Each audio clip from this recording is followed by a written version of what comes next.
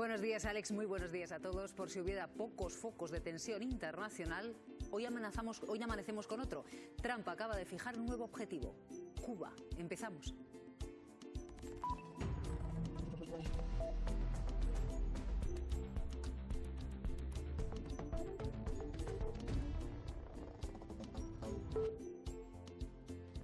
I can do anything I want with it. You want to know the truth?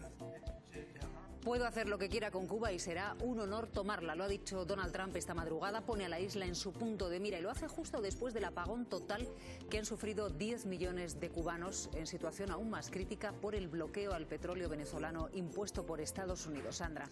Trump define a Cuba como una nación fallida, no tienen dinero, no tienen petróleo y precisamente esa situación va a dificultar que puedan reiniciar el sistema eléctrico nacional y devolver el suministro a 10 millones de ciudadanos que están ahora mismo afectados. Cuba no recibe petróleo desde enero y su gobierno ha acusado a Estados Unidos de asfixia energética, pero eso sí, asegura que ya están negociando con ellos. Cuba puede ser otro punto de tensión o quizás de distracción en plena escalada bélica en Oriente Próximo. Una guerra que a Donald Trump se le enquista por la contundente respuesta iraní a sus ataques. El último objetivo de Irán ha sido la embajada de Estados Unidos en Irak. En el Golfo también ha habido bombardeos. Un petrolero ha sufrido graves daños. This is not Europe's war. Una guerra que no es de Europa. Así de claras son las respuestas que ha recibido el presidente de Estados Unidos de sus aliados. No tendrá la ayuda que exige para que se involucren militarmente en la protección de cargueros en el estrecho de Hormuz. Y mientras tanto, nada contiene la subida del petróleo en nuestro país. Habrá medidas para paliar los efectos de la escalada de precios. Se aprobarán en un Consejo Extraordinario de Ministros este mismo viernes. Pablo. El objetivo, frenar la subida de los carburantes y de la energía que ya golpean con fuerza a los sectores del campo y de los transportes. Las medidas se aprobarán el viernes, horas después de la celebración del Consejo Europeo. Mientras tanto, la parte de Sumar del Ejecutivo presiona para incluir medidas en materia de vivienda. Y en plena resaca tras los resultados en Castilla y León, hemos sido testigos de cómo Feijóo y Abascal suben sus apuestas en su pulso para llegar a acuerdos de gobierno. Nadie ha dado razones para bloquear. Solo se han puesto excusas y creo que ya está bien. Yo tengo que decir al señor Feijóo que no se preocupe, que sí, que vamos a gobernar. Y vamos a gobernar en las 3 regiones. Antes de hablar de formar un gobierno de coalición, queremos una negociación. Sube el tono en Núñez Feijóo y también el Partido Popular, que acusa a los de Vox de tener a los españoles cautivos de su estrategia. Los acusa a los de Vox de haber comprometido la gobernabilidad en Extremadura y también en Aragón y haberlo metido en la campaña de Castilla y León, y además de que no les ha salido bien. Y también van a escuchar lo que ha dicho el rey delante del embajador de México en Madrid.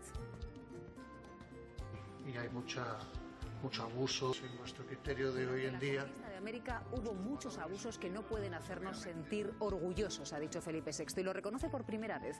Este vídeo, distribuido por la propia Casa del Rey, puede interpretarse como un gesto para aliviar los roces con México antes de la cumbre iberoamericana que se celebra en Madrid en el mes de noviembre. Es la noticia de última hora. Pakistán ha bombardeado Kabul y ha matado a 400 personas. Ha provocado además 250 heridos. Afganistán denuncia que Pakistán ha atacado un hospital para el tratamiento de adicciones. Islamabad lo niega, dice que eran instalaciones militares. Y la otra noticia de esta madrugada es que Donald Trump, enredado en la guerra de Irán, se fija un nuevo objetivo: el control de Cuba.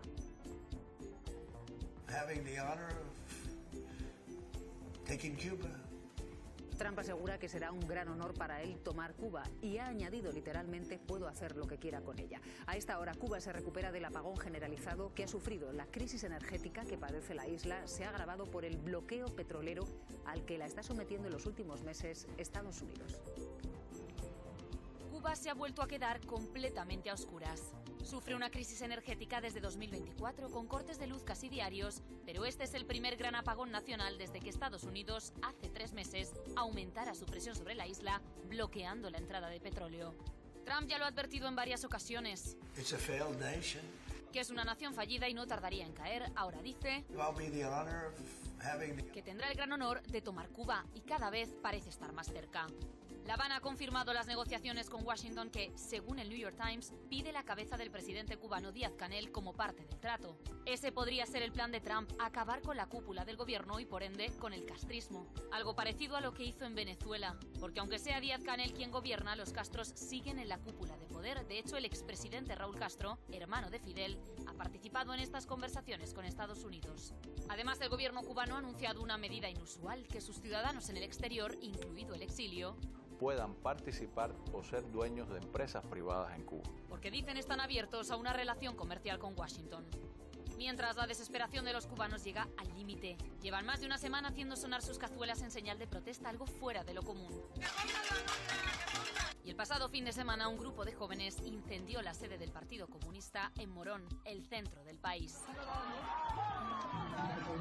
Trump pone el foco en Cuba la misma noche que la embajada de Estados Unidos en Irak ha sido atacada con misiles y con drones. El ataque se produce 4 días después de que las milicias pro-iraníes derribasen un avión estadounidense y mataran a 6 de sus soldados también en Irak. Sandra.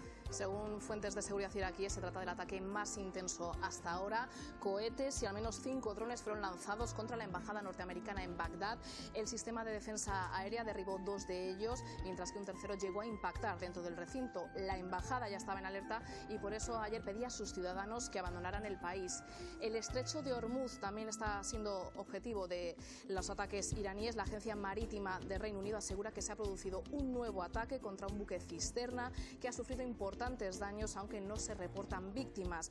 Y por cierto que desde Emiratos Árabes acaban de cerrar su espacio aéreo tras una nueva ola de ataques con drones y misiles iraníes. Es un cierre que llega horas después de que pasara lo mismo en Dubái, cuando había una nueva oleada y tuvieron que cerrar el espacio aéreo. Israel anuncia que esta madrugada ha lanzado una nueva oleada de ataques a gran escala, dice, contra Irán y Líbano. Netanyahu avanza en la invasión terrestre y mientras les arrebata sus tierras, impide que los libaneses regresen a ellas. Se teme que este ataque militar israelí derive en una ocupación prolongada del Líbano. Y todo esto mientras Donald Trump recibe un sonoro portazo de la Unión Europea. Bruselas dice que escoltar petroleros por el estrecho de Hormuz no es su guerra. Which we don't cause at all. This war started without any consultations before. Una guerra que no provocamos y que se inició sin consulta previa. Pocos líderes europeos son tan claros como el ministro de Defensa alemán. ¿Qué espera Trump que hagan un par de fragatas europeas que no pueda conseguir la poderosa marina estadounidense? Se pregunta con cierta ironía. Trump lleva días presionando a sus aliados europeos en la OTAN para que le ayuden a reabrir el estrecho de Hormuz, punto estratégico por el que pasa una quinta parte del petróleo mundial y que permanece bloqueado desde el inicio del conflicto.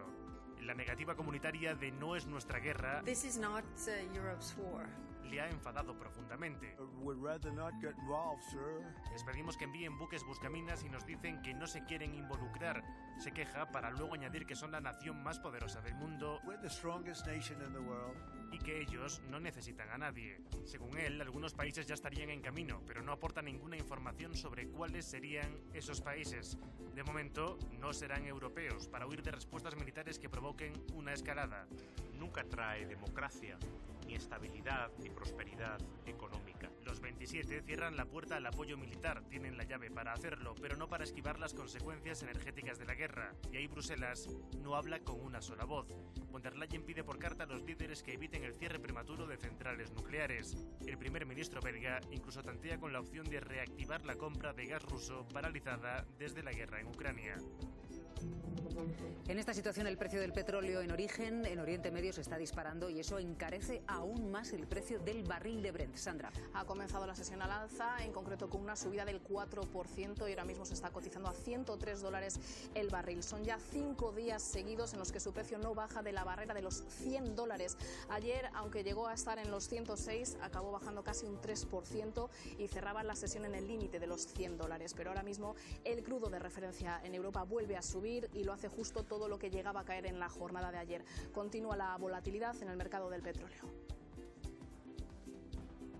Este viernes el Gobierno va a celebrar un Consejo de Ministros extraordinario para aprobar medidas anticrisis por esta guerra. Pablo, ¿a qué sectores irían destinadas? El campo y los transportes son los sectores más afectados y por eso la intervención que se va a hacer será quirúrgica para aliviar los efectos por la subida del precio de los carburantes y también de la energía que ya les están golpeando. Hoy comparecerán previsiblemente aquí la vicepresidenta tercera Sara Agesen y el ministro de Economía Carlos Cuerpo. Veremos si detallan algunas de estas medidas porque lo cierto es que conocemos poco más allá de que en principio no se va a tocar el IVA de los alimentos y de que sí habrá rebajas fiscales, pero que no serían generalizadas sino para los sectores más afectados. Las medidas se van a aprobar, como decías, el viernes después del Consejo de Europa, donde se van a analizar las consecuencias de la guerra de Irán. Mientras tanto, la parte de Sumar del Ejecutivo presiona para incluir medidas que tengan que ver con la vivienda y con la protección a los más vulnerables. El plan, dice el Gobierno, estará dirigido a los sectores más golpeados. Los transportistas, el sector agrario, el sector pesquero y también, en general, medidas en el ámbito energético para todos los consumidores que se sientan afectados. El anuncio llega tras una ronda de reuniones con parte de los afectados. Tiene que ser, por un lado, ayudas directas y, por otro lado, hay que rebajar los impuestos. Los agricultores piden que se persiga la especulación. ¿Tiene justificación en ese breve tiempo que se disparan los precios del combustible? Pues no. Y que todas las administraciones se vuelquen en las ayudas. Aquí tiene que haber un plan complementario entre el Gobierno de España y comunidades autónomas. Y no olvidemos también a Europa. Para el PP, las medidas llegan tarde. ¿Por qué no se aprobaron ya las medidas de apoyo a los transportistas, a los agricultores, a los marineros, a las familias? Y en Podemos, antes siquiera de conocerlas, creen que se quedarán cortas. Lo que metemos es que esas medidas van a ser insuficientes. Socios como Esquerra o el PNV hemos elaborado un documento con propuestas muy concretas. Han enviado ya sus ideas. Y para Sumar es imprescindible que el decreto incluya la prórroga de los alquileres. Creo que no se entendería que fuera de otra manera y que el escudo social no incorpore medidas de vivienda. Lo que ya ha descartado el Ejecutivo es la reducción del IVA de los alimentos. Después de las elecciones en Castilla y León, el Partido Popular aprieta y apela directamente a Santiago Abascal para que haga presidentes a Mañueco, a Guardiola y a Azcón María. Y lo hace en primera persona Núñez Feijóo, con un cambio de tono también en la gestualidad e incluso en las palabras, con un contundente "ya está bien" dirigido a Santiago Abascal, rodeado de todos sus varones en la Junta Directiva Nacional y haciendo referencia al decálogo de gobernabilidad de los populares. Dice que no hay ningún punto que justifique el bloqueo de los de Vox, a los que acusa directamente de estar comprometiendo la gobernabilidad, que lo hicieron en Extremadura, lo hicieron también en Aragón, al meterlo como estrategia de campaña en Castilla y León. Y además, dice Núñez Feijóo que no les ha salido nada bien, que tienen un compromiso con sus votantes, apela a la responsabilidad de los de Vox y por eso les dice que al menos no lo hagan de cara a las futuras andaluzas.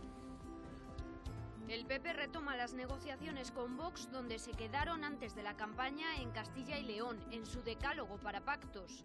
Solo se han puesto excusas y creo que ya está bien. Abascal asegura que habrá acuerdos. Que sí, que vamos a gobernar y vamos a gobernar en las 3 regiones. Pero insisten en negociar medida a medida. Los populares creen que llevar casi 3 meses dando largas ha pasado factura a Vox. Al final tu votante termina por alejarse. Las siguientes son las andaluzas, pero los plazos en Extremadura, Aragón y Castilla y León corren. Mañueco hace una primera propuesta. El documento que firmamos hace 4 años entre el Partido Popular y Vox, que no garantizó su apoyo en una legislatura completa, mientras en el PSOE... Nosotros no propiciaremos ningún tipo de acuerdo de investidura por parte del señor Mañueco. Asumen que este último resultado no significa que la tendencia esté cambiando. Ferraz se ha implicado más en esta ocasión, pero el candidato era el menos sanchista de todos. Ellos lo desvinculan. Que nosotros tenemos procesos internos, que es que escuchamos al territorio. Tras el fracaso del resto de partidos de izquierdas, vuelve el debate generado por Rufián para ir unidos. Porque, por ejemplo, casi siempre hay solamente 2 derechas y en cambio en cada provincia hay 14 izquierdas. Y aunque nadie se anticipa, ella no cuenta con el apoyo para aprobar los presupuestos en Cataluña. El presidente, de momento, descarta un adelanto electoral. Más asuntos. El rey Felipe VI ha reconocido que durante la colonización de América hubo literalmente muchos abusos y controversias morales. Lo ha asegurado en una visita informal al Museo Arqueológico de Madrid junto al embajador de México. Ha añadido que cuando estos acontecimientos son estudiados con criterios actuales, no pueden hacer que nos sintamos orgullosos. Pero todo, dice el monarca, debe ser conocido, subraya, dentro de su justo contexto. Esas declaraciones han sido distribuidas por la propia Casa del Rey. Hay un afán de protección que luego pues la realidad hace que no se cumpla como se pretende y hay mucho abuso y también, como decía antes, ¿no? Valorar el hecho de que de ese conocimiento pues nos apreciaremos más. Más cosas. A las 10:30 de la mañana, el ex número 2 de la Policía Nacional declara ante el juez como querellado por agresión sexual a una subordinada. La víctima también está citada esta mañana para ratificar esa denuncia. Irma. El juez los ha citado a la misma hora, pero no van a coincidir, van a entrar por puertas diferentes al juzgado y ella además lo va a hacer con escolta policial. Esa querella relata unos hechos que se remontan a abril de 2025, relata una agresión sexual en el domicilio oficial de El Exdao, que la víctima grabó con su teléfono móvil un audio de 40 minutos que ya ha aportado al juzgado. Tras esos hechos, dice la querella, empezó una campaña de acoso y coacciones en la que también participó el comisario Óscar San Juan del entorno de El Exdao de la policía. La defensa del Exdao, por su parte, cuestiona ese audio de 40 minutos y dice que el móvil de la denuncia son los celos. En las últimas horas, el abogado de la mujer ha pedido al juez que investigue la filtración de sus datos. El Tribunal Superior de Justicia de la Comunidad Valenciana descarta investigar a Carlos Mazón por su gestión de la Dana. Dice que no hay indicios de delito, Mario. Y los magistrados utilizan dos argumentos principales. El primero, que Carlos Mazón no tenía la posición de garante, es decir, que no tenía las competencias específicas en gestión de la emergencia. Y en segundo lugar, que no han encontrado pruebas concluyentes, más allá de sospechas y conjeturas, que demuestren que el expresidente participó en el envío de la alerta. Por eso, los 5 magistrados, por unanimidad, han decidido devolver esta causa a Catarrocha, donde se seguirá investigando al menos 6 meses más. Y sobre la supuesta trama de corrupción en la Diputación de Almería, la UCO tiene indicios de que el expresidente de ese organismo, Javier Aureliano García, se pagó su hipoteca con el dinero de las mordidas. Sandra. Según los investigadores, se habría servido de sus hermanos para blanquear ese dinero a través de cuentas a nombre de sus padres fallecidos y de una comunidad de bienes simulada. El objetivo era ocultar el rastro de los pagos procedentes de adjudicaciones fraudulentas en planes provinciales de obras y suministros. La UCO señala que el dinero llegaba en efectivo a través del número 3 de la Diputación, Óscar Liria, quien cobraba a los empresarios y repartía esas comisiones. Por cierto, que el juez que instruye este caso eleva a 43 el número de personas involucradas que ya han sido imputadas y citadas a declarar. La jueza archiva la segunda denuncia por agresión sexual contra Íñigo Errejón tras no presentarse la denunciante en el juzgado el pasado viernes para ratificar su versión de los hechos. Y en Barbastro, en Huesca, se está investigando la muerte de María Paloma, de 53 años, como otro posible caso de violencia machista. 2 hombres han sido detenidos. Uno es su actual pareja, para él la jueza ha dictado prisión, y al otro, a su exmarido, lo ha dejado en libertad. María Paloma desapareció, localizaron su cuerpo sin vida hace 2 meses en un barranco de Columbo, en Huesca. Ha quedado en libertad con cargos Rafael Ramón Monpó, el concejal de Compromís en Altea, en Alicante, suspendido de militancia y ya sin competencias, detenido este domingo por violencia machista. Está investigado por los presuntos delitos de maltrato con lesiones y con coacciones leves. Vamos con otro asunto porque se confirma que Málaga va a seguir sin alta velocidad en Semana Santa. Adif retrasa la reapertura de la línea porque, a pesar de los trabajos que está realizando, dice que aún no se dan las condiciones de seguridad. Laura. Sí, eso es lo que ha dicho el presidente de Adif en las últimas horas. Ha dicho que de momento no se dan las condiciones de seguridad suficientes para que se pueda reabrir el tramo. Es cierto que se había puesto una fecha en el calendario, que se trataba del 23 de marzo, eso es el lunes que viene, pero finalmente las obras no van a estar listas. ¿Y qué supone esto? Pues supone que en Semana Santa nos quedamos sin línea de alta velocidad que une la capital con Málaga. El sector turístico ya ha alzado la voz para criticar este retraso en las obras. Dicen que tanto para los hosteleros, esos autónomos, esas empresas, va a suponer pérdidas millonarias de dinero, y también para el sector hotelero. Estamos ahora mismo en una fecha en la que muchos turistas están mirando dónde van a pasar sus vacaciones de Semana Santa, y el hecho de que no tengan un transporte que una la capital con Málaga en 2 horas y media, pues puede ser que les haga cambiar de opinión en cuanto a sus destinos. Hay que decir que ahora mismo lo que se tarda es casi el doble, porque hay que hacer parada en Antequera, coger un autobús e ir por carretera, y todo esto es por las obras de la reparación de un talud que se cayó el pasado 4 de febrero debido al temporal.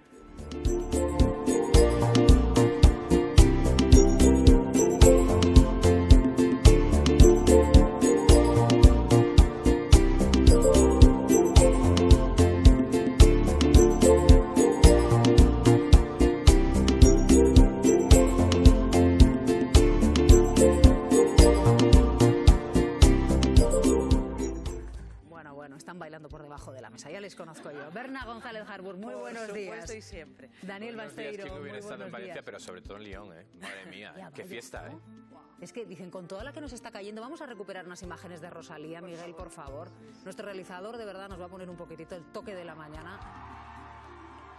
Ahí la tienen, porque es, claro, el primer concierto de su gira internacional. Claro, claro. Que tenemos muchísimas ganas de verla. Cristina Monge, muy buenos días. Espectacular. La verdad es que vaya belleza de puesta en escena, de mujer, de música y de todo.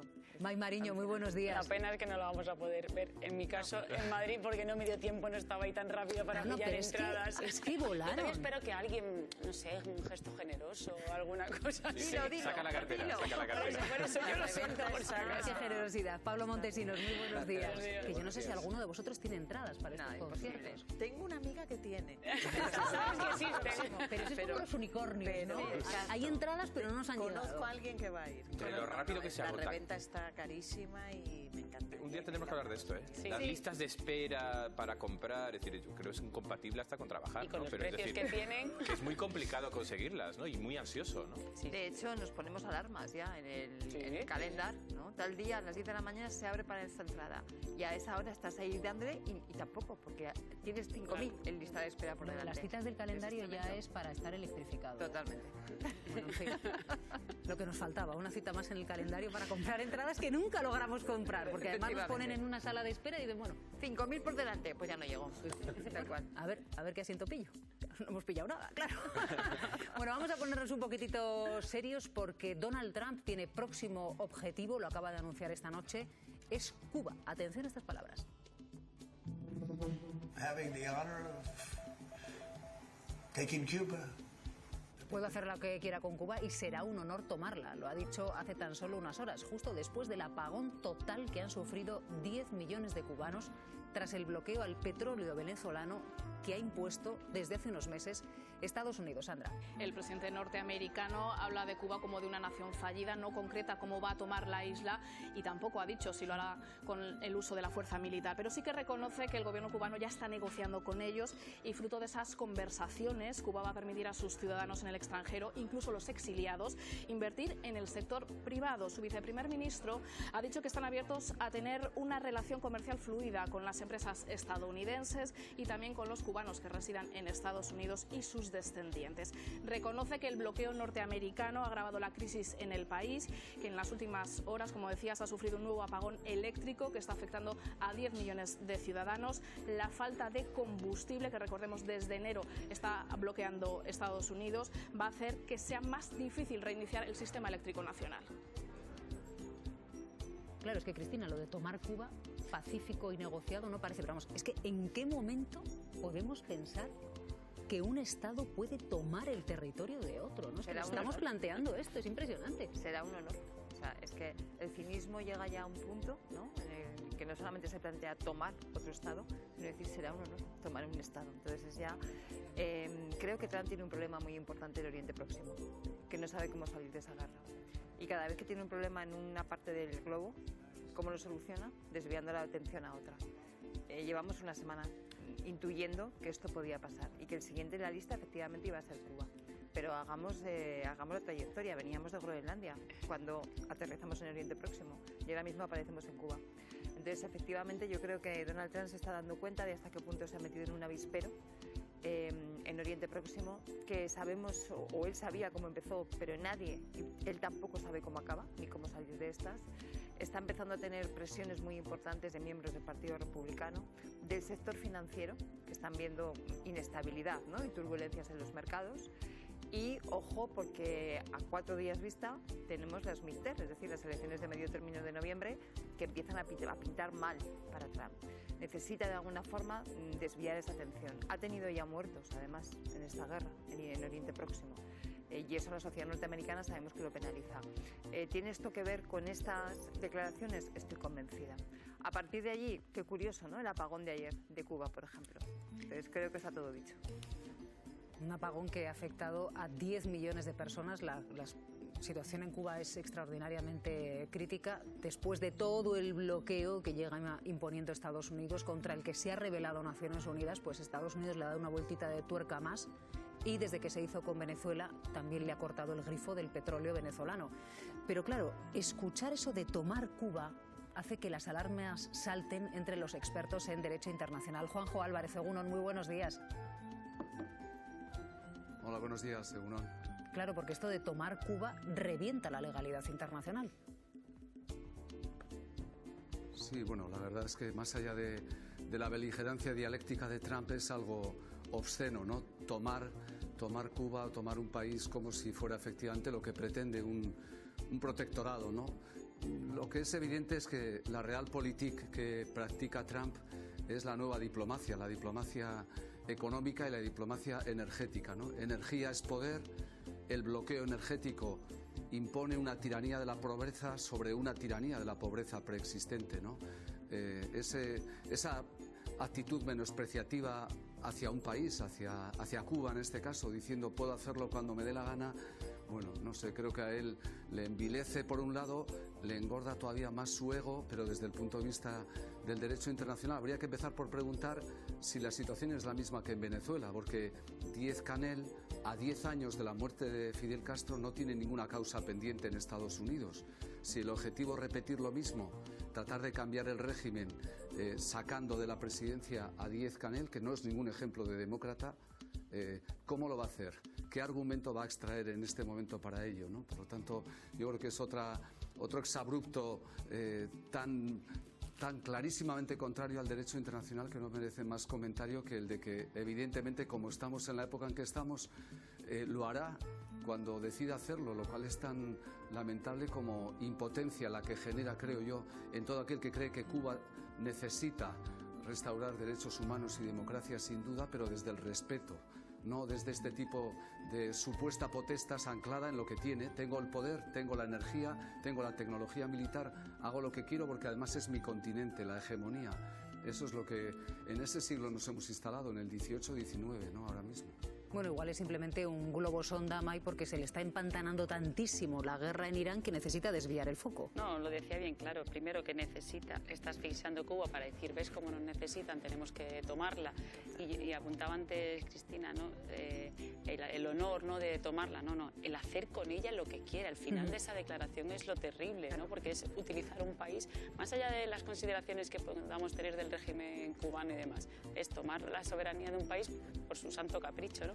Pero lo apuntaba ahora bien el experto, ¿no? ¿Con qué excusa utiliza ahora Donald Trump para quitar ese régimen o descabezarlo, ¿no? Porque con Venezuela utilizó lo de la guerra contra el narcotráfico, que luego ya vimos que era por otras cosas, ¿no? O sea, ya sabíamos que era por otros motivos, pero con Cuba lo tiene más complicado en ese sentido, con qué excusa lo hace. Y lo que está evidentemente claro, y lo apuntaba también muy bien Cristina antes, la retahíla de focos en los que ha ido poniendo el foco. Groenlandia, veo que tengo respuesta de la Unión Europea, me voy para otro sitio, hago Venezuela, me envalentono porque me sale bien, me lanzo ahora a Oriente Medio, no consigo.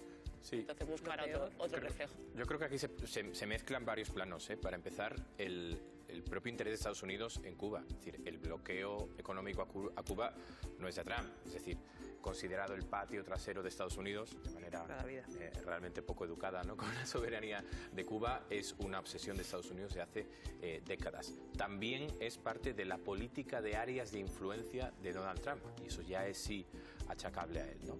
Es decir, lo vemos en Venezuela, lo vemos en Cuba. Por cierto, prioridad absoluta de su secretario de Estado, su ministro de Exteriores, Marco Rubio. Y por último, se ve en esa cortina de humo, ¿no?, para desviar el foco de Oriente Medio. Pero Cuba ya es, desde antes de la invasión y el conflicto en Irán, una prioridad para Estados Unidos. Los problemas energéticos empiezan antes en Cuba del conflicto en Irán. Y después, bueno, pues cuentas con unas élites muy desgastadas, Díaz-Canel, Raúl Castro, los dirigentes de Cuba, que han puesto sus barbas a remojar, han visto lo que ha pasado en Venezuela, ¿no?, y son mucho más proclives a la negociación. La negociación como quiere Trump, ¿no? Primero te asfixio, después negocio y después me guardo todas las cartas, ¿no? Creo que aquí se superponen esos planos y evidentemente a Trump se le están complicando las cosas en Oriente Medio y no le viene mal pues una victoria o al menos desviar el foco en Cuba. Claro, es que Juanjo, mira, estaba pensando yo, primero Trump secuestró a Maduro, habló de capturar, vendió el término a todos los medios de comunicación internacional y, en fin, consiguió imponer ese discurso y ahora ha lanzado el término de tomar cuando de lo que realmente está hablando es de ocupar la isla de Cuba. Sí, efectivamente, de llevar adelante una injerencia territorial en un poder político deslegitimado desde el punto de vista de lo que es su actuación. Y antes recordaba, yo creo que hace ya 10 años que murió Fidel Castro, en 2016, ¿no? Pero el régimen ha seguido dando tumbos en ese ámbito. Ahora, pretender decir unilateralmente yo decido, efectivamente tomar, significa esa idea que tanto le gusta de protectorado. Yo llego y interdictalmente, por la vía de la fuerza, ocupo, invado el país y decido a partir de ahí qué llevo adelante con ello, ¿no? Eso no existe en el derecho internacional, que parece que hoy día está desaparecido en combate, tristemente, pero alguien debiera de alzar la voz. La Organización de Estados Americanos tampoco dijo nada respecto a la cuestión de Venezuela y creo que algo debiera de decir en relación a esta cuestión. Al final es el unilateralismo de lo hegemónico, del poder de la fuerza y al capricho de decidir cuándo, cómo y de qué manera, ¿no? Cuando el propio régimen cubano ha reconocido que mantiene negociaciones, no negociaciones diplomáticas en términos de un conflicto prebélico, por supuesto, pero sí de tratar de buscar cómo garantizar lo más esencial, ¿no? Que es un mínimo de dignidad para la población cubana en todo lo que tiene que ver con su medio de vida. Eso es de lo que se está hablando y lo que debiera de importar ahora, ¿no? Y él pretende aparecer y emerger como salvador y seguramente no lo olvidemos, todo lo que es el exilio castrista y cubano en Miami y en Estados Unidos es un lobby importante desde todo punto de vista y no da normalmente pie sin bola el amigo Trump, entre comillas, y creo que este dato también tiene su componente ideológico que está detrás de toda esta faceta, ¿no? Santiago Carbón, muy buenos días. Hola, muy buenos días, Silvia. Claro, porque en Cuba Estados Unidos ve el negocio pero no lo aprovecha. De hecho, uno de los planes de la administración de Estados Unidos es meter como pueda allí las empresas privadas. Bueno, evidentemente Cuba siempre ha sido algo muy goloso para Estados Unidos por la cercanía, por los intereses de los cubanos expatriados en Estados Unidos, en Miami, y desde luego, bueno, pues es una tierra y es un país que tiene muchas dificultades estructurales, que ha empeorado mucho en los últimos años, es decir, es como se comenta casi un estado fallido, con unas necesidades básicas de la población enormes, y eso, bueno, pues lógicamente le parece que le ha resultado atractivo a Estados Unidos, pensando, bueno, a Trump, pensando que ahí va a poder colocar empresas americanas para el tema del turismo, para el tema de las infraestructuras, para el tema de las aerolíneas, porque en este momento la verdad es que Cuba está bajo mínimos, está en una situación económica bajo mínimos, que se agravó además con todo el cierre de la entrada de petróleo porque el régimen venezolano, el régimen de Maduro, era realmente un pilar, un apoyo fundamental de Cuba, y el petróleo que venía asociado, y esto desde luego ha debilitado muchísimo más aún Cuba, ¿no? Entonces, claro, evidentemente supongo que Estados Unidos quiere reemplazar o quiere incorporar empresas propias, sobre todo en el ámbito de turismo, alimentación, farmacia, aerolíneas, y supongo que ese es el objetivo central. Pablo. Yo soy el primero que quiero la democracia en Cuba y el aperturismo y la libertad. Quiero decir, hablábamos antes de los dirigentes de Cuba, ¿no? Allí hay una dictadura, no hay disidencia porque está completamente represaliada, no hay libertad de prensa, además de todos los problemas económicos, ¿no? Allí no puedes ir a la farmacia, no tiene producto absolutamente de nada. La decadencia del régimen dictatorial de Cuba es absoluto, ¿no? Quiero decir, yo quiero la democracia para Cuba, pero creo que además de esta aspiración, que yo creo que es legítima, o este deseo, ¿no? Además de la gente, yo conozco a cubanos en Madrid que son amigos míos, casi familia, ¿no? Y lo pasan realmente mal. ¿Por qué? Porque su familia no ahora ni ayer, es que tienen que mandar el dinero, entre otras cosas, porque allí es que no tienen para el día a día. Es que esa realidad es incontestable. Ahora, creo que este debate también va de otra cosa, es, ¿hay reglas de juego o no hay reglas de juego?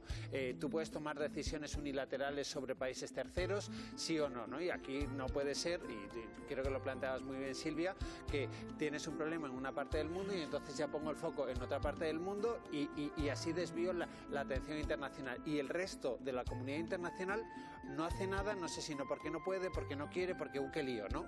Pero Pero claro, creo que son dos debates que son paralelos. La reflexión particular es, oye, ¿y si trae la democracia y el aperturismo a Cuba? Pues hombre, al principio el deseo inicial es ojalá haya democracia, ojalá haya aperturismo, ojalá las familias cubanas puedan tener un plato para comer todos los días y puedan mejorar su calidad de vida. Pero a partir de ahí es, oye, si les toca a ellos, ¿por qué mañana no les toca al de enfrente o al siguiente, al siguiente? No hay reglas de juego. Yo entiendo la explicación de los expertos y el decir, oye, que no todo vale, Pero es no que, todo Pablo, vale. si fuera que Trump está hablando de democracia y de libertad, pero es que ya ni siquiera hace el paripé de hablar de democracia y libertad. Pero es paralelo. decir, hemos olvidado los tiempos en que los presidentes de Estados Unidos hacían guerras apelando a la democracia, aunque todos supiéramos que detrás había intereses energéticos. Ya no disimulamos. O sea, Venezuela no ha sido una cuestión de Habló de democracia.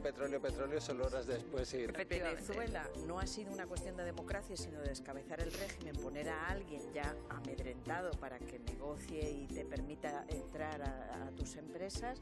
Nadie está hablando de... Todavía los periodistas españoles no podemos ir a Venezuela a contar lo que está pasando. Todavía no hay esa cobertura, ¿no? No hay libertad, no hay ni libertad de expresión, ni democracia, ni se la espera.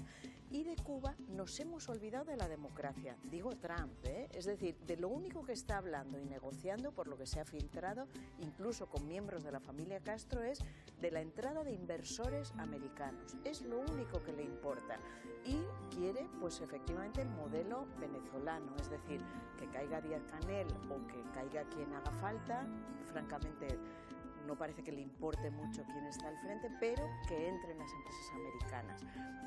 Y esa forma de estrangular su economía es tiránica, está haciendo una exhibición de arbitrariedad y de tiranía que ya pasa con mucho lo que entendemos por autocracia, ya no por democracia. O sea, Estados Unidos está derivando en una tiranía internacional. Ese es Donald Trump. Claro, fíjense con lo que iba a hacer él en Venezuela, que en Venezuela iba a llevar la democracia a ese país, decía, y solo se está llevando el petróleo, está robando el petróleo, digo, por usar el término adecuado. Totalmente. Porque él ha creado un protectorado, es decir, yo mando aquí, le digo al gobierno de este país lo que tiene que hacer, no muevo un dedo y mientras tanto robo todos sus recursos naturales, porque yo creo que el vocabulario, Cristina, importa.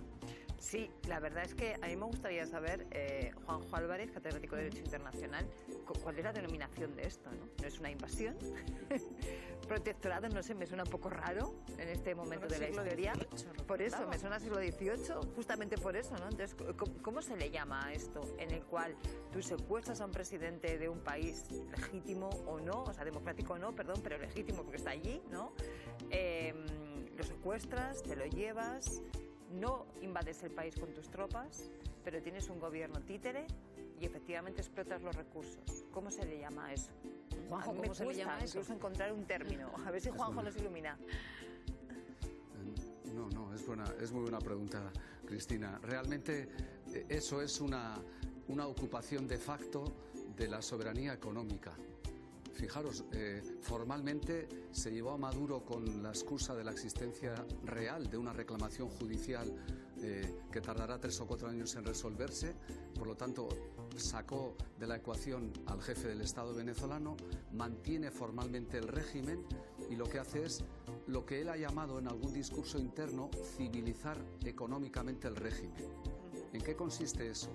La apertura de operadores, entre ellos operadores españoles también de nivel multinacional, que bajo la cobertura de legalidad venezolana comienzan a explotar los recursos como existían cuando Venezuela tenía suscritos acuerdos recíprocos de inversión con terceros estados. Trump y su administración es más inteligente de lo que a veces nos parece en términos de su expresión. Detrás de esto lo que ha hecho es hacer ver que toda la estructura normativa de Venezuela, impuesta por Estados Unidos pero de Venezuela, posibilite la llegada de explotadores de ese producto, en este caso el crudo, el petróleo en Venezuela, a través de concesiones que van a tener la homologación internacional. Esa es la circunstancia. Y a eso podríamos llamar colonialismo del siglo XXI, pero por desgracia es lo que se impone. En Cuba En Cuba probablemente, en Cuba nosotros, España, tuvimos empresas mixtas. Todo el mundo conoce Varadero, ¿no? La decadencia de La Habana y Varadero, que es un resort capitalista, si podemos emplear esa expresión. Ahí hemos tenido empresas mixtas españolas y cubanas. Después llegaron los chinos antes de los rusos, se fueron los chinos y en este momento están absolutamente solos, ¿no? ¿Qué hace Trump? Trump aprovecha esa tiranía de la pobreza a la que me refería antes para de facto no ocupar el país, no invadirlo militarmente, pero colonizarlo económicamente. Ese es el modelo del siglo XXI, de dominar la economía para dominar un país. Y de paso decir que elevas la mejora de vida de la ciudadanía. La democracia puede esperar. Los principios del derecho internacional pueden esperar. Es un triste realismo que conduce a esto. En ausencia de reglas se impone este tipo de praxis que es lamentable, pero desgraciadamente la real en este tiempo. Vamos a acercarnos a nuestra redacción porque están llegando más noticias desde Cuba, Sandra. Al apagón eléctrico de las últimas horas se ha sumado ahora un terremoto esta noche de 5,8 grados de magnitud, según informa el Centro Sismológico Europeo del Mediterráneo. Un temblor muy intenso que se ha registrado como unos 15 kilómetros donde tiene el epicentro y posteriormente se habrían producido hasta 5 réplicas de menor magnitud. De momento no se reportan ni daños materiales ni víctimas, así que esta noche un terremoto que se suma a ese apagón eléctrico. Y en todo este contexto, Donald Trump bromeando con Cuba como el estado número 51 de los Estados Unidos de América. Vean lo que acaba de publicar en su red social, en Truth. Dice: wow, Venezuela ha derrotado a Italia esta noche 4-2 en la semifinal del Clásico Mundial de Béisbol. Se ven realmente bien. Últimamente le están pasando cosas buenas, dice, a Venezuela. Me pregunto de qué se trata toda esta magia. ¿Alguien se une a la entidad número 51? Pues ahí tienen a Donald Trump bromeando con Venezuela sobre el estado número 51 de los Estados Unidos de América. ¿Qué te parece, Berna? Bueno, una frivolidad pasmosa, ¿no? Me gusta mucho lo que estaba comentando el experto Juanjo Álvarez de colonialismo. Vamos a hablar claro, tú lo has dicho, Silvia, hablemos claro. Tiranía, ya hemos puesto sobre la mesa esa palabra, tiranía de la pobreza, ha dicho, yo he dicho, y tiranía internacional, la que está ejerciendo Trump. Y vamos a hablar de colonialismo. Él ha dicho del siglo XXI, es el colonialismo de siempre, de toda la vida. El colonialismo británico, el imperialismo británico, utilizó siempre la palabra de civilizar territorios. Civilizar territorios, el imperio decente. Y es lo que estamos escuchando de nuevo, civilizar el régimen de Cuba o de Venezuela, cuando lo único que queremos es extraer y exprimir todas las riquezas posibles, ¿no? Es el mismo planteamiento también que hizo Trump con Ucrania. Pero le están participando empresas españolas también, ¿eh? Pues, quiere decir que esto también vamos a señalarlo, porque ahora mismo Cuba se encuentra en una situación, pues digamos, de ocupación por parte de Estados Unidos, que es quien está firmando contratos. Bueno, los firma Cuba, pero por orden de Estados Unidos, que es quien negocia. Entonces está firmando contratos con empresas de todo el mundo, entre ellas también compañías españolas. Al final lo que lo mueve todo es el dinero, ya lo estamos viendo, porque lo primero que se ha tenido que abrir Cuba es a acoger más inversiones todavía de Estados Unidos. Fue lo primero que vimos ayer, una vez que ya se hizo ese aumento en esta escalada de Donald Trump. Y el objetivo fundamental de Trump, que más o menos es lo mismo que hizo con Gaza, es convertir ese resort, ¿no? Pues con esa frivolidad, con la que lo estamos viendo ahora. No hay respeto por la soberanía de otro país, no hay respeto por las reglas. Es simplemente la actitud de Donald Trump como el inversor multimillonario que llega y compra lo que considere. Y eso es lo que está haciendo también con Cuba y con esa visión.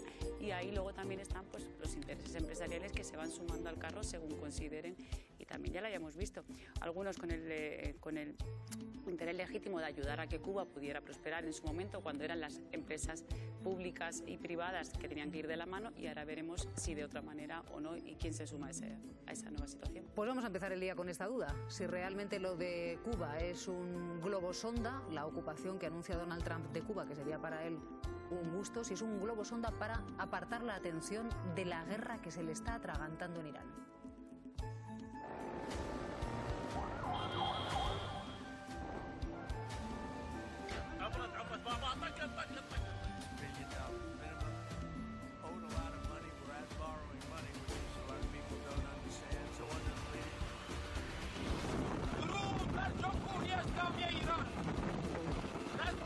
Nueva ola ola de ataques de Israel contra Irán tras detectar misiles lanzados desde ese país hacia su territorio. Y en Irak, varios cohetes y drones han impactado contra la embajada de Estados Unidos en Bagdad. Los habían lanzado desde los alrededores de la ciudad en lo que puede ser una represalia de las milicias proiraníes dentro de Irak tras sufrir bajas por ataques aéreos. También en Bagdad, un dron ha impactado en el hotel donde se aloja la misión de la Unión Europea en Irak sin provocar víctimas ni daños materiales. Mientras, Estados Unidos se plantea si el nuevo líder de Irán sigue vivo.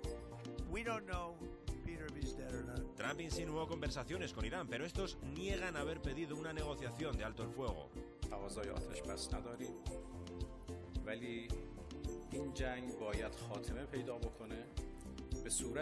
No se fían de Estados Unidos e Israel, creen que quieren rearmarse.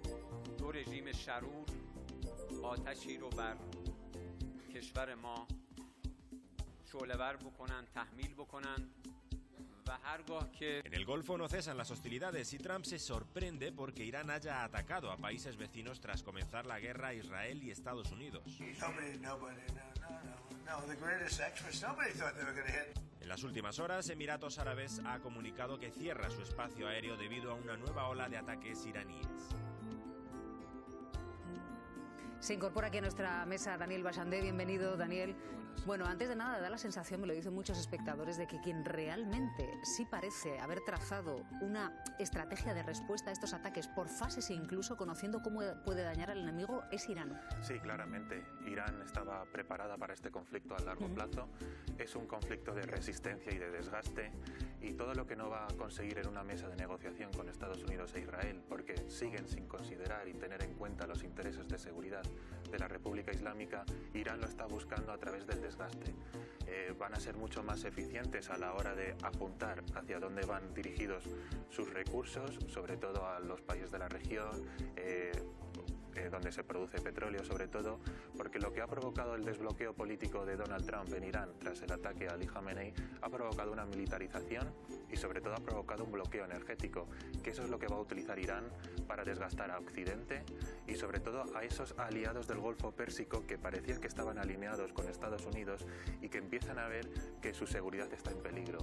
Con lo cual Irán juega sus cartas, es una partida a largo plazo que tendremos que ver hasta qué punto esos recursos que tiene Irán van a ser gestionados de manera eficiente y si este conflicto se prolonga para, digamos, poner más costes políticos en la política norteamericana a Estados Unidos. Yo creo que esa va a ser la clave. Pues atentos a estas declaraciones de esta misma madrugada de Donald Trump, porque lo que ha dicho el presidente de Estados Unidos es que no sabe, entre otras cosas ha dicho, no sabe si el nuevo líder de Irán, decía, está vivo o muerto. We have people wanting to negotiate. We have no idea who they are. Claro, y que ahora dice que no tiene ni idea de con quién tiene que negociar. Sí, como lo escuchan, son las palabras de Donald Trump, presidente de Estados Unidos, que dice que, claro, no sabe cuál es el paradero de Mustafa Khamenei y que, por tanto, pues que no sabe quién está al otro lado para poder mantener una conversación con él. Luz Gómez, muy buenos días. Hola, buenos días. Claro, aquí la clave es que ya en los primeros ataques Donald Trump eliminó, mató, aniquiló a las 40 personas que estaban al frente de Irán. Entonces ahora negociar, ¿con quién puede negociar? Bueno, los responsables iraníes siguen teniendo interlocuciones y siguen mostrando cuáles son las líneas estratégicas que consideran fundamentales para poder emprender una negociación. Las dudas sobre la vida o el estado de salud del nuevo guía supremo forman parte también de la guerra psicológica y de propaganda que estamos viendo que es otra de las tácticas que Estados Unidos y sobre todo Israel está empleando. Pero solo el hecho de que el presidente estadounidense diga que no sabe con quién quiere negociar, bueno, es un indicio de que la negociación es inevitable y que de un modo u otro va a haber una interlocución para que se produzca, porque el conflicto que había previsto él o los Estados Unidos, que era puntual, de caída inmediata del régimen, no se ha logrado y por lo tanto la salida militar, exclusivamente militar, la tienen que dar por descartada, por más que todavía tengamos que asistir a algunas semanas posiblemente de guerra. Pero es que en la misma declaración, Daniel, lo que ha venido a decir Donald Trump es que, bueno, sí, de alguna manera se estaba negociando. ha respondido el gobierno de Irán. No sé a quién habrá llamado, le han dicho, pero aquí el teléfono no ha sonado. Ustedes no están negociando con nosotros. Claro, yo creo que también Donald Trump es consciente de la crisis de liderazgo que hay interno en Irán, ¿no? Porque todavía no se ha configurado un equilibrio de poder que pueda garantizar la estabilidad a largo plazo del régimen, con lo cual Donald Trump apunta ahí. Pero es evidente que ahora mismo Irán no está en una posición de iniciar unas negociaciones, simplemente porque la estrategia que ahora mismo está llevando a cabo le está sirviendo para desgastar más no solo a Estados Unidos, sino también a todo el bloque de aliados que tiene Estados Unidos. En el tema energético es lo que está provocando que la estrategia de Irán tenga sentido y sobre todo les favorezca en clave interna, porque esta estrategia, más que verla como una estrategia en clave externa, es para reorganizar el poder dentro de Irán, ¿no? Para mantener esa cohesión interna que va hacia la militarización. Y por lo tanto yo creo que los iraníes son muy conscientes de que mientras esta estrategia vaya dando sus frutos en el tema del desgaste político, van a continuar, porque al final ellos tienen la llave del estrecho de Hormuz y el bloqueo energético ahora mismo es una realidad, con lo cual veremos a largo plazo si esto se dará.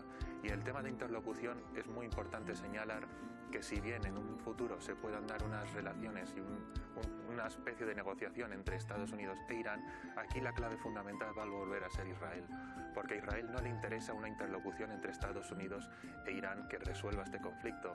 Es más, si Estados Unidos sale de manera unilateral de este conflicto, es muy probable que Israel continúe con los ataques hacia Irán, porque ya ese escudo protector que tenía Irán ha caído, ¿no? Entonces, pues Israel lo ve como una oportunidad para seguir afianzándose como el poder de la región y sobre todo mantener a Irán vulnerable en Oriente.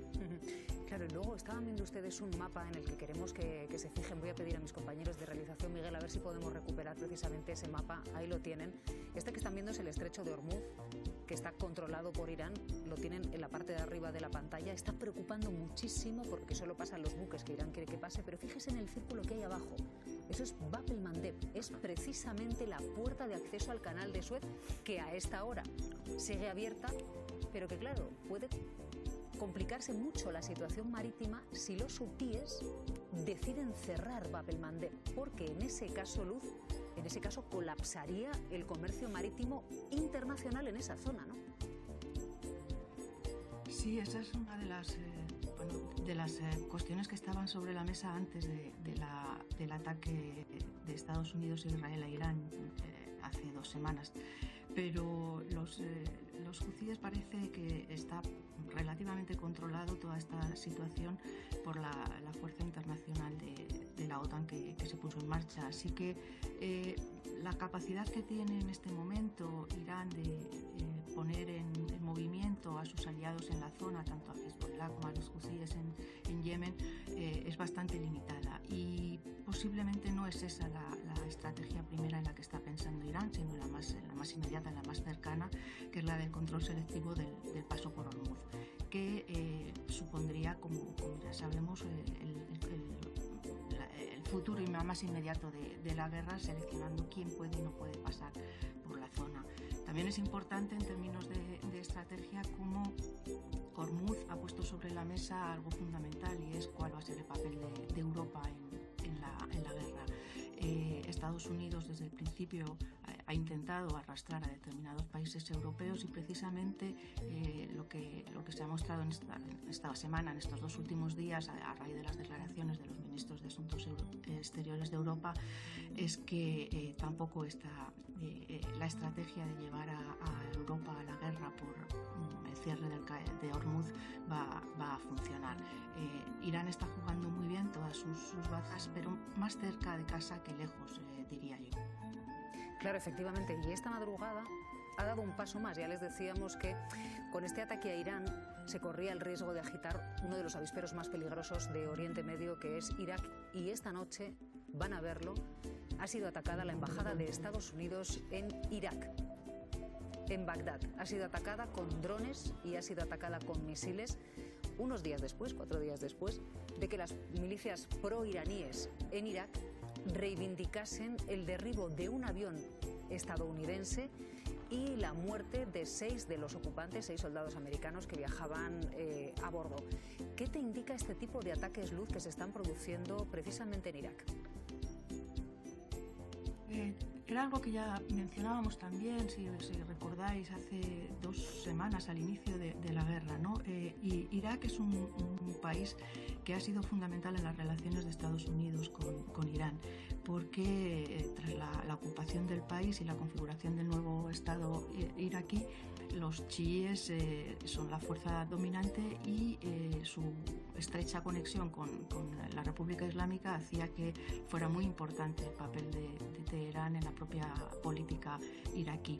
Lo que nos muestra también lo que está sucediendo en este momento es la desigualdad en el coste de la guerra, y la desigualdad, por un lado, en términos económicos, puesto que a Israel y a Estados Unidos su armamento le supone, en términos de precio de las armas, unas cantidades astronómicas, mientras que los sistemas iraníes, mucho menos sofisticados, de drones baratos, de armamento de bajo nivel, pero con una capacidad efectiva muy alta, hace que Irak pueda ser un lugar muy importante para los pasos siguientes podríamos decir, de la estrategia militar. Y por otro lado también en términos de movilización social, de capital humano, simbólico, de apoyo a la República Islámica por parte de la población chií de Irak. Y no olvidemos que también hay población chií en Bahrein o en Arabia Saudí, y habría que empezar también a pensar, si la guerra se alarga, cuál podría ser la reacción de estas poblaciones mucho más cercanas a Irán que las del Líbano, los chiíes del Líbano o los del Yemen.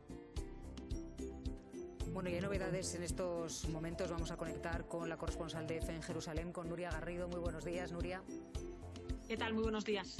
Porque esta misma madrugada, muy cerquita ya del amanecer, Israel ha anunciado una nueva oleada de ataques de CIA a gran escala, no solo contra Irán, sino también contra el Líbano. Cuéntanos.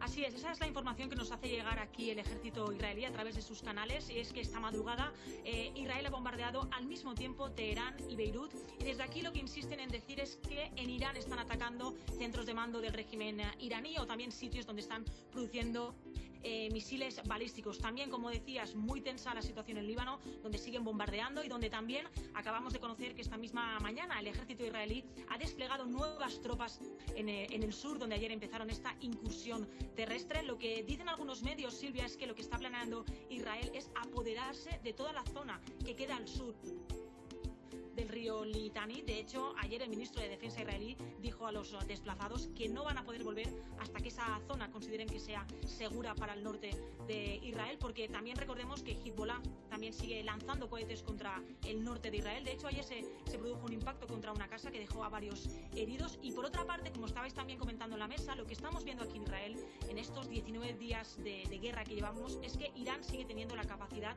todos los días de lanzar misiles balísticos, también bombas de racimo. Incluso ayer, aquí en Jerusalén, donde yo me encuentro, cayeron aquí en la Ciudad Vieja fragmentos de misiles iraníes interceptados. Nosotros escuchamos desde aquí esas fuertes explosiones, y poco después vimos que efectivamente aquí en la Ciudad Vieja e incluso en otros barrios de Jerusalén Este. Por lo tanto, siguen los ataques cruzados, y sumando esta guerra sigue sumando más días. Silvia. Sí, quédate con nosotros, Nuria, porque quiero preguntarle a Juanjo por esa inquietud que nos estaba trasladando Nuria desde Jerusalén, la idea de que esa invasión terrestre del Líbano, apoyada por bombardeos aéreos, sirva para que Israel ocupe de forma permanente una tierra que no es suya. Sí, es así, y es una estrategia que se veía venir, ¿no? La abrumadora supremacía militar aérea, sobre todo aérea israelí, fue la táctica, digamos, si puedo emplear esa expresión, que se siguió también en la destrucción de Gaza y en el genocidio que supuso todo lo que se sigue cometiendo allí, ¿no? En este caso es algo similar.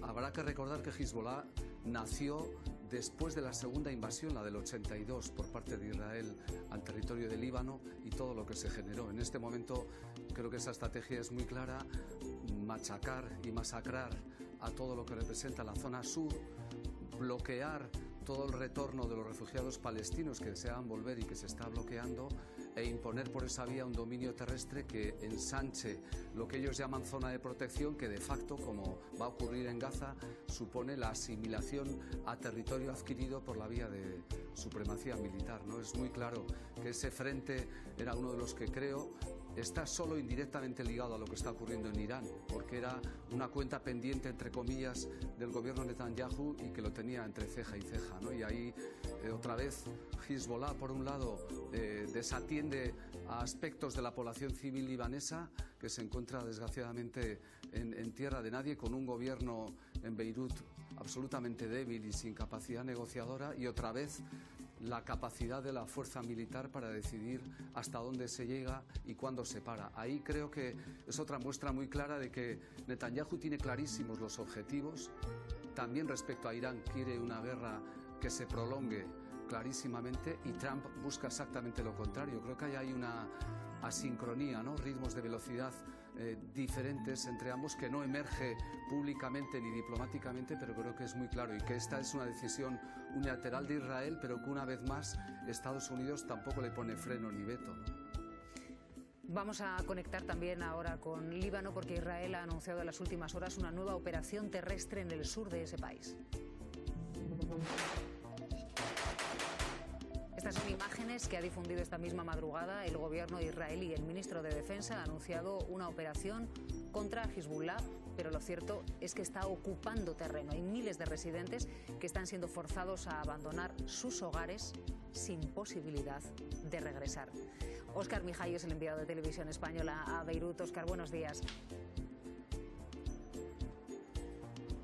Hola, buenos días, Silvia. Bueno, pues parece que las incursiones israelíes se están intensificando con la entrada en acción de nuevas unidades. En las últimas horas se habría incorporado a esas ofensivas la División 36 en apoyo de la División 91, que ya operaba dentro del Líbano desde hacía algunos días con operaciones que ellos llamaban selectivas, pero que parece que se están, o limitadas, pero que parece que se están extendiendo. Es un patrón muy parecido al de la anterior guerra. Estas son unidades muy experimentadas en combate, ya entraron, fueron las primeras que entraron en la guerra de 2024, y bueno, pues su misión es preparar la entrada de nuevas tropas. Estarían operando en torno a 4 zonas: Ait al-Shab, Taibe, Adaise y Yam. Hezbollah asegura que tiene capacidad y que va a repeler todas esas incursiones. Dice que está dirigiendo sus ataques contra la retaguardia israelí en el norte de Israel, pero también contra concentraciones de tropas y contra los blindados que apoyan esos avances. Dice que ha destruido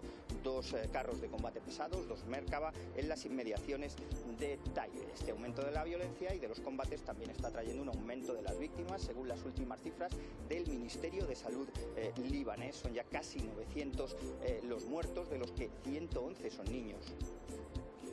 ¿Y existe allí en Líbano, Óscar, la preocupación de que esa invasión terrestre de Israel sea realmente una ocupación permanente del territorio?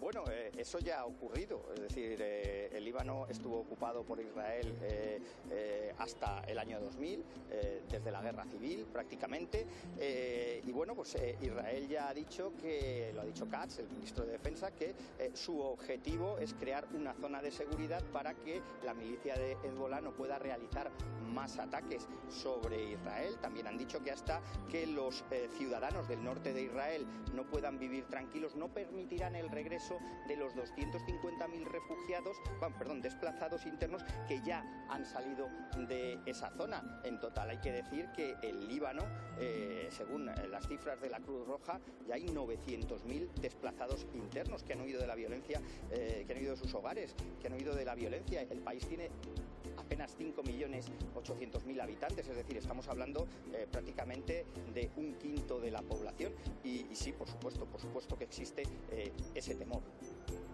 Cuidaos mucho, Óscar, un abrazo. Un abrazo, Silvia. Gracias. Hasta luego. Hay que subrayar, Luz, que las unidades militares que Israel está enviando al sur del Líbano y que se están encargando de los bombardeos son unidades entrenadas y que han estado operando en Gaza, donde a esta hora Israel sigue perpetrando un genocidio. Sí, continuamente intentamos recordar en la medida de lo posible cómo el paradigma de Gaza es un paradigma que Israel está imponiendo también en el control del resto de la región, y especialmente en lo que tiene que ver con Líbano. Vemos cómo la conculcación del derecho internacional, de los derechos humanos, el desplazamiento masivo de población, la creación de fronteras no reconocidas pero que actúan en la práctica como tales, el uso de la aterrorización, si se puede decir, de la población civil. Son estrategias técnicas que se pusieron en marcha en Gaza, que Israel vio el resultado que en sus términos era positivo y que por lo tanto podía seguir poniendo en práctica en el Líbano, donde históricamente también había habido distintos momentos de ocupación, podríamos decir, de carácter más tradicional, pero que ahora estamos viendo cómo se va transformando en esa nueva expansión del Israel. A mí a veces me gusta decir como la Palestina, como el Brandiburu, que no se sabe bien dónde están sus fronteras y continuamente está creando nuevas necesidades en el discurso israelí sobre seguridad y defensa de su población, que hace que el Líbano, que es un estado frágil, débil, donde su ejército apenas estaba recomponiéndose después de la creación del gobierno de Nawaf Salam hace 2 años, sea prácticamente inexistente, y la resistencia en términos militares esté en manos de Hezbollah. Podríamos decir que la gazatización del Líbano también está en marcha. La peor noticia, precisamente, también para Beirut. Un abrazo, Luz, muchas gracias. A vosotros, un abrazo. Y en este contexto sumen el portazo de la Unión Europea a Donald Trump. No es una guerra europea, es la respuesta de Bruselas a la petición de ayuda de Donald Trump para desbloquear Hormuz.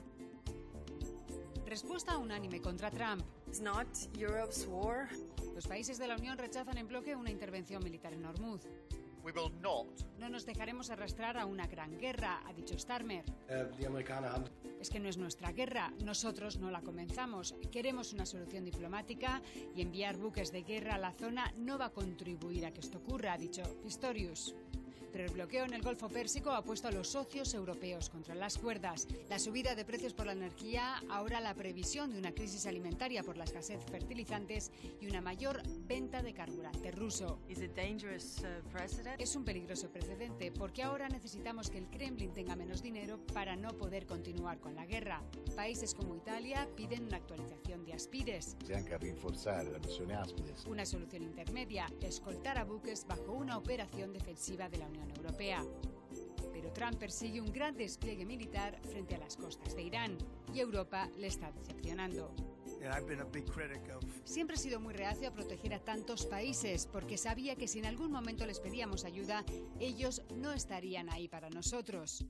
Y desde Irán advierten: tanto América como el régimen sionista y sus aliados no deberían utilizar el estrecho para atacar a Irán, ha comunicado el ministro de Exteriores.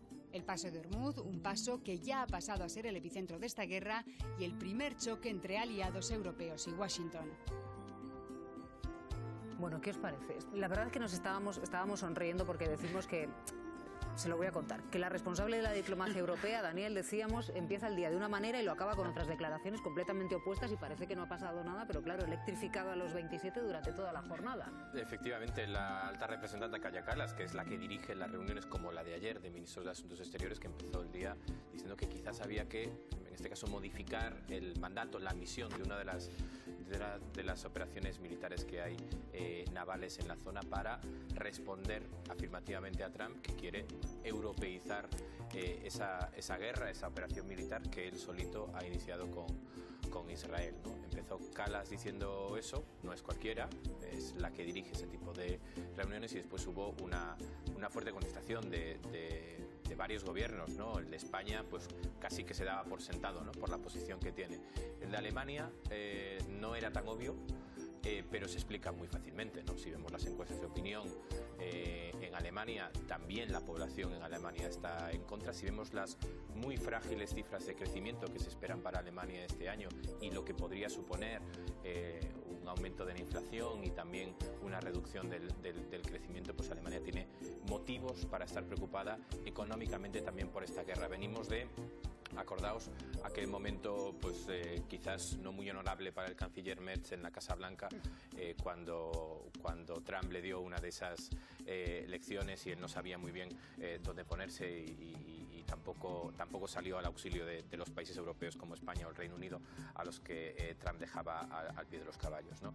Es evidente que esta guerra el ministro de Defensa alemán ha sido clarísimo, ¿no? Es decir, la armada más importante del mundo, Estados Unidos ahora nos necesita a nosotros y que mandemos 2 barcos al estrecho de Hormuz para hacer lo que no quiere él, ¿no? Es evidente que lo que quiere Trump es implicar a los países de la OTAN y a los países europeos para que le sigan en algo que ha hecho él. Es decir, cuando vemos la lógica de Ucrania, por ejemplo, la de Trump es la contraria, se puede respetar o no, pero dice, esto es una guerra europea, paguen ustedes por ella, defiéndanse ustedes, con lo que de amenaza eso supone para el vínculo transatlántico, para el papel de Estados Unidos en el mundo. Claro, aquí estamos en lo contrario, es una especie de partido de vuelta. Usted se ha metido en esta guerra, que además nos viene muy mal a los europeos también, probablemente a usted también, señor Trump. No hay más que ver su propia base social y la de su propio partido.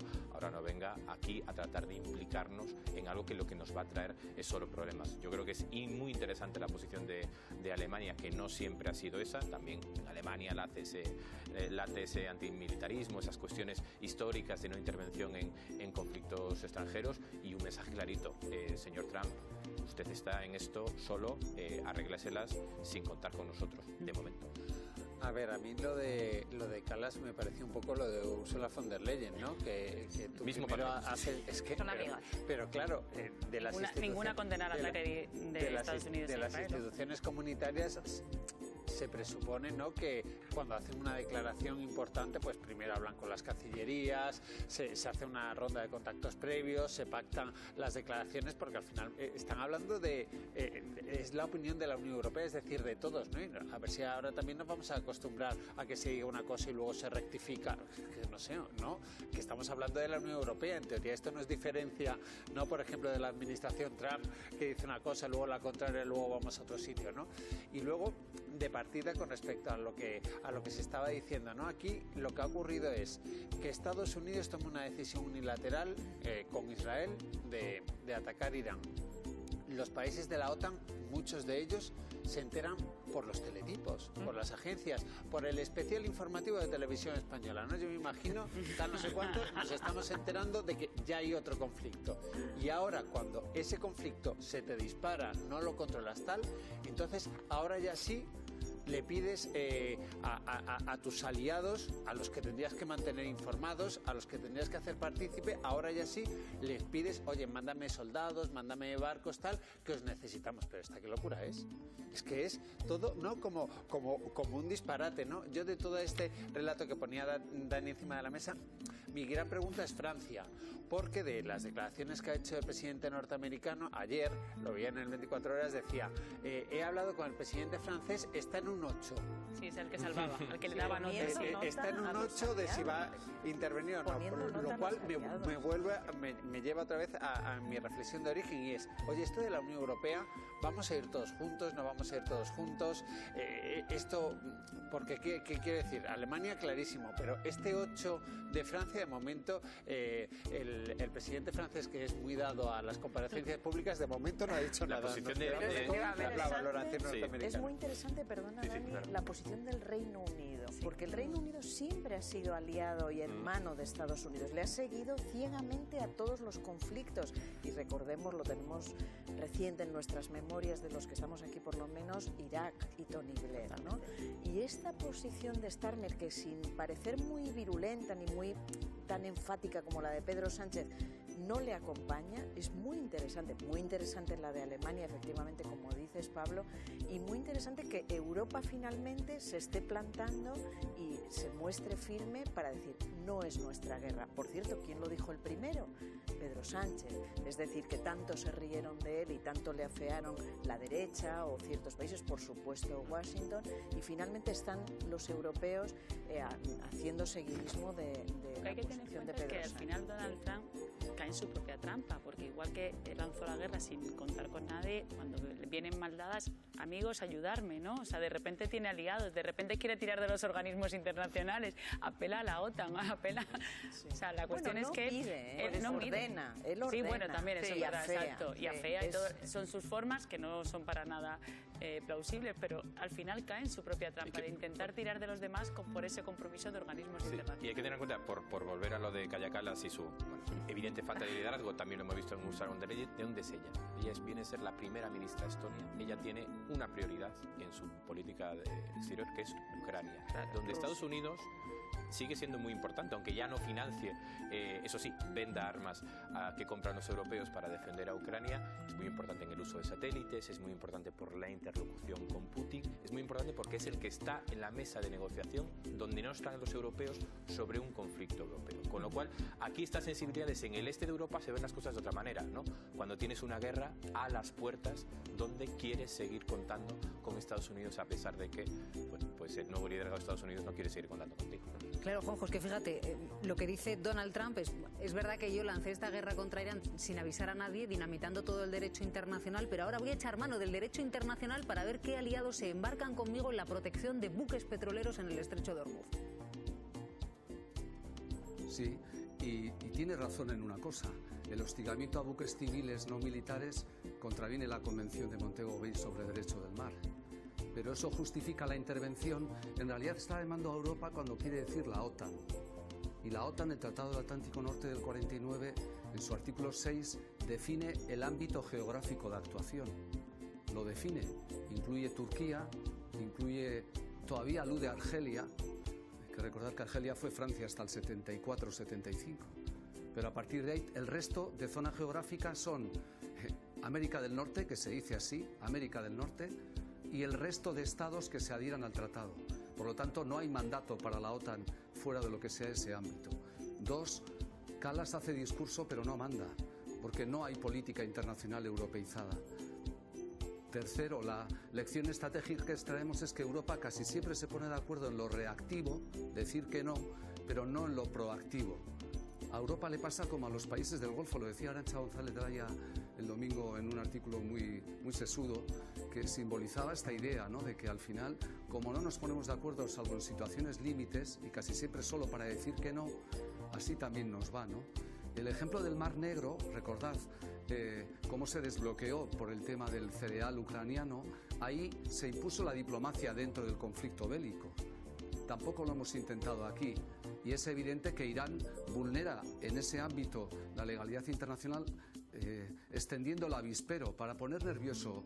Una vía navegable como este estrecho es la arteria del comercio mundial. Lo que ocurre es que todas las cancillerías también están de los nervios, el que sobre todo es Trump. Si la Organización Internacional de la Energía, ahí Trump emplea el multilateralismo para lo que le interesa. Liberó, recordad, 400 millones, ¿no?, de barriles. En el mundo consumimos de media 100 millones al día, de los que 20 pasan por ese estrecho. Haced el cálculo y quedan 20 días para lo que han sido esas reservas que se han liberado, que extiendan. Todo lo demás va a encarecer brutalmente el precio del crudo y, por tanto, todo lo que implica en la economía. Creo que eso es lo que pone nervioso a Trump y llama efectivamente a un intento de actuación militar que en ningún caso va a ser secundada ni por la Unión Europea ni, creo, individualmente por los Estados, ¿no? Pero ese es el contexto del caos al que nos está llevando este conflicto. Dice Daniel que puede ir todavía la cosa un poquitito más allá con China, ¿no? Sí, yo creo que sí, porque también este conflicto hay que entenderlo entre la pugna entre China y Estados Unidos por el poder hegemónico. Es evidente que Estados Unidos lo que busca es el poder militar de la región para luego centrarse en el energético. Y es muy curioso porque este conflicto aparece cuando los chinos estaban con el plan quinquenal, ¿no? Ahora mismo, entonces su gestión económica y también planificadora a largo plazo queda afectado por este conflicto. Y es evidente que había una reunión prevista entre Xi Jinping y Trump, que parece ser que Trump le está pidiendo más tiempo. Porque China afronta este conflicto no como la Unión Europea, sino con una máxima prudencia. Porque realmente la actividad económica va a verse afectada. No solo estamos hablando de petróleo, lo comentaba perfectamente, es el tema de comercio. En el plan quinquenal de China se ponía mucho énfasis al tema del consumo interno, que es un problema que tiene China. Pero claro, si ahora vamos a un parón económico mundial, también va a ser le va a influir muchísimo en la planificación china. Con lo cual, mientras vemos que Trump está ejerciendo poder y entiende el poder desde la posesión, China entiende el poder desde la interdependencia económica. Y eso es muy fundamental porque son dos modelos distintos. Ahora bien, aquí también vamos a ver hasta qué punto China va a mantenerse fiel a sus principios, porque hemos visto como no ha sido un poder mundial que ha ido a intervenir en los conflictos, siempre se ha mantenido de perfil, pero ahora hemos visto como este conflicto se está volviendo un conflicto mundial y es evidente que en algún momento China va a tener que enseñar sus cartas. Aquí yo creo, ya para terminar, el tema de Irán. Aquí también tenemos que ver que la estrategia de Irán pasa por sobrevivir a la administración Trump. Eso sería una victoria estratégica para Irán, porque es evidente que con otra administración seguramente el conflicto se encauzaría de siguientes formas. Pero yo creo que en Irán ahora mismo el foco está ahí, resistir e intentar sobrevivir a la administración Trump. ¿Y eso ya sería una victoria? Yo creo que sí, porque lo que buscan es, ya digo, reorganizarse internamente, militarizarse y poder vender relato de cara a los suyos para mantenerse cohesionados. Bueno, pues a todo esto vamos a añadir que se ha producido un ataque en un puerto clave de los Emiratos Árabes Unidos. Un dron ha impactado en Fujairah, en la instalación de petróleo más grande de ese país. También ha habido un ataque en las últimas horas contra un petrolero en el estrecho de Hormuz. La falta de suministro desde que comenzaron los ataques y la incertidumbre vuelven a elevar el precio del crudo a unas cifras que ya son récord. Sandra. Ahora mismo está subiendo un 3%, aunque en el comienzo de la sesión rozaba casi el 5%. Se paga ahora mismo el barril a unos $103. Son ya 5 días seguidos en los que el precio no baja de la barrera de los $100. Ayer, aunque llegó a rozar los 106, el precio se moderó, bajaba al final de la jornada casi un 3% y cerraba la sesión en el límite de los $100. Pero ahora mismo el crudo de referencia en Europa, el Brent, sigue subiendo. Santiago, estábamos leyendo esta mañana que hay medios de comunicación internacionales que aseguran que el precio del crudo en Oriente Medio ha escalado hasta unos niveles históricos, prácticamente nunca vistos. ¿Es el petróleo el origen? ¿Son las compras que ya has hecho a futuro? ¿Esto nos va a impactar a nosotros? ¿Qué tipo de petróleo es el que está subiendo el precio de forma estratosférica? El precio que más está encareciendo es el que se llama Cash Dubai, Oman, que va hacia Asia. Nosotros nuestra referencia es el Brent.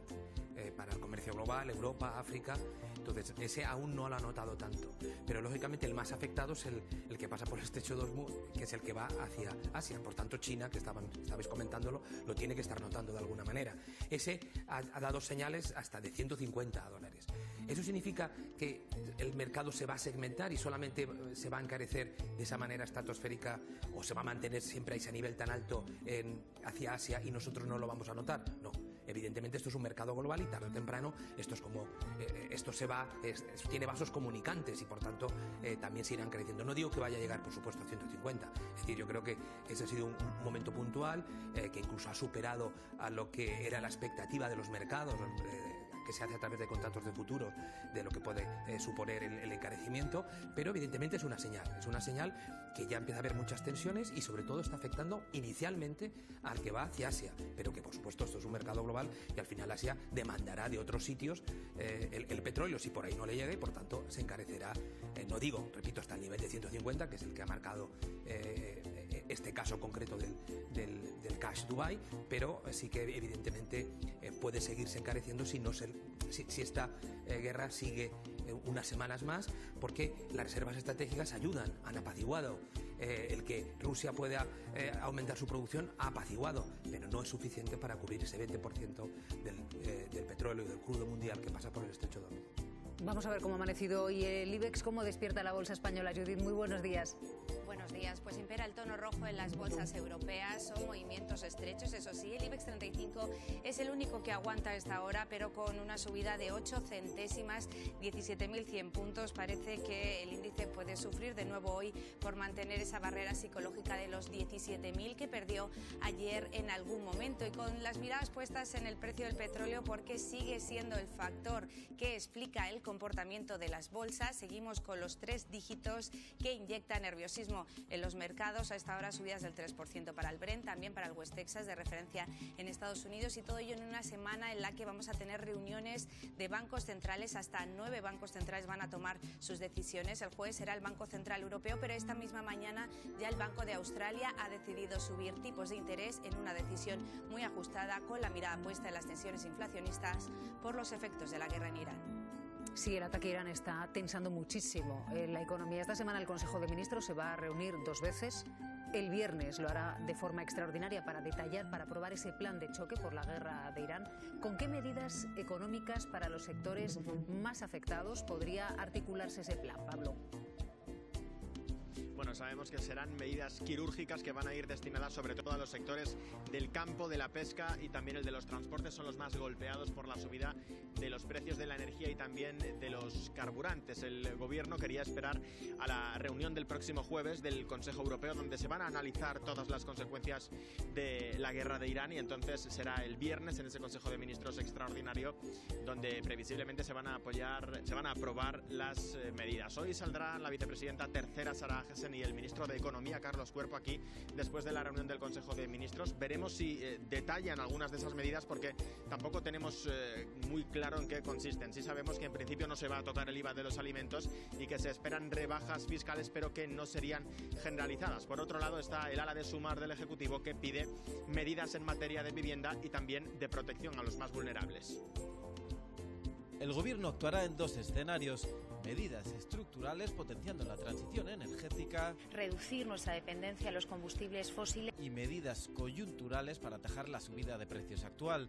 Estas ayudas irán destinadas a proteger a los más vulnerables y a los sectores más afectados. transportistas, el sector agrario, el sector pesquero. También habrá medidas energéticas para ayudar a todos los consumidores. Además, incorporará mecanismos para asegurar que repercuten a los ciudadanos y no se dan prácticas abusivas, pero no concretan ninguna de esas medidas. PSOE y Sumar siguen discutiendo el contenido final. Los socios piden que se incluya también la prórroga de los alquileres. Peleamos para que haya una protección reforzada a los inquilinos e inquilinas en este país. El paquete definitivo se conocerá el viernes. El gobierno ha esperado para escuchar a los partidos y también a los sectores afectados. Estamos trabajando intensamente para finalizar la ronda de contactos. Y además a la reunión de este jueves del Consejo Europeo, donde se espera que los líderes europeos acuerden una reacción conjunta. Para el PP, Sánchez llega tarde. ¿Por qué no se aprobaron ya las medidas de apoyo a los transportistas, a los agricultores, a los marineros, a las familias? Mientras que los socios de investidura espera que se recojan también sus propuestas. Claro, aquí el gran problema, Santiago, es cuándo se activan esas medidas, porque no sabemos cómo va a evolucionar la situación, ¿no? ¿Cómo se puede hacer un plan teniendo en cuenta el nivel de incertidumbre que está padeciendo nuestra economía? Bueno, yo creo que hay que planificar todo el plan, pero yo creo que hay que irlo poniendo en práctica poco a poco. Evidentemente, los sectores que más lo van a notar es el transportista y el agropecuario. Pues probablemente eso ya lo tienes que irte planteando. Si lógicamente llegamos a niveles de inflación como los del año 2022-2023, que es lo que motivaron todas las demás medidas, la bajada del IVA, la congelación de alquileres, etcétera, ahí estábamos en un 8-10%. Estamos muy lejos de ese escenario.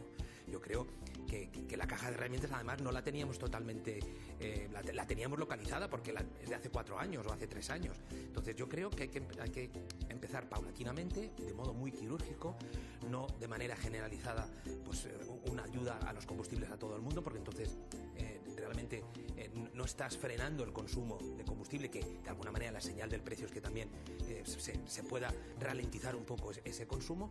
Entonces yo creo que la clave es empezar de una manera quirúrgica sobre los sectores más afectados, que son el transportista y el agropecuario, y luego ir ampliando. Pero lógicamente cuando se traslade la inflación o cuando haya evidencia de que se va a trasladar claramente a alimentos, productos básicos y a cualquier otro otro producto que consumamos.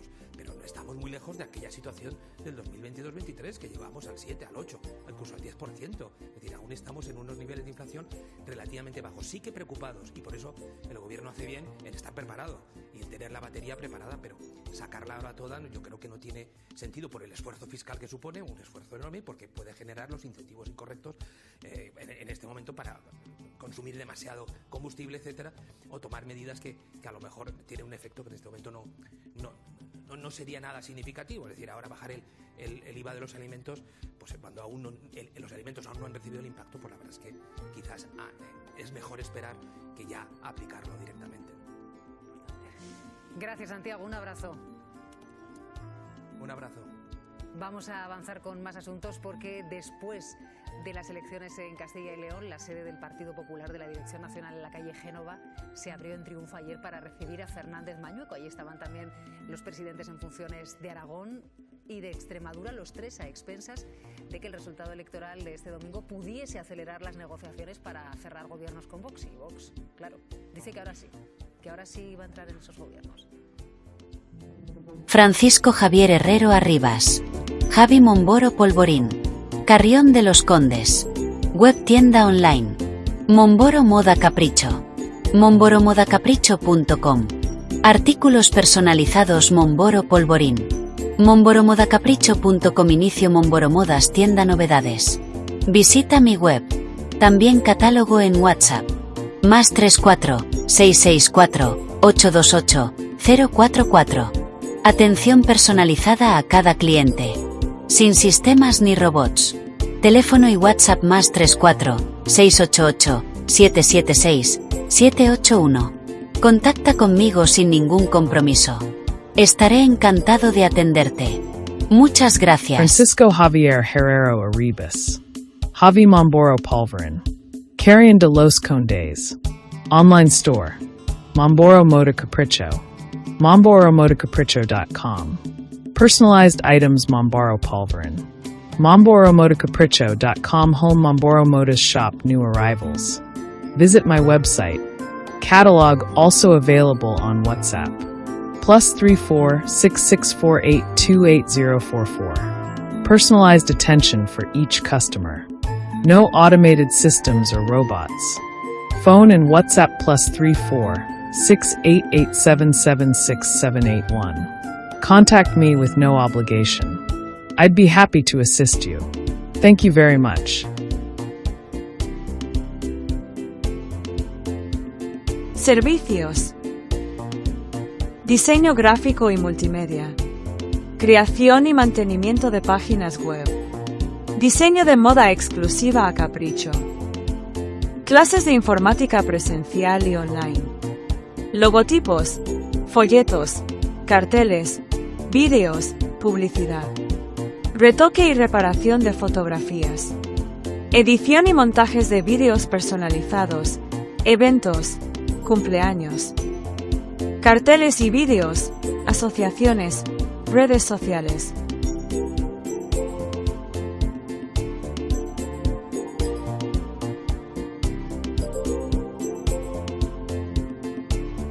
Solicita información sin compromiso. Muchas gracias.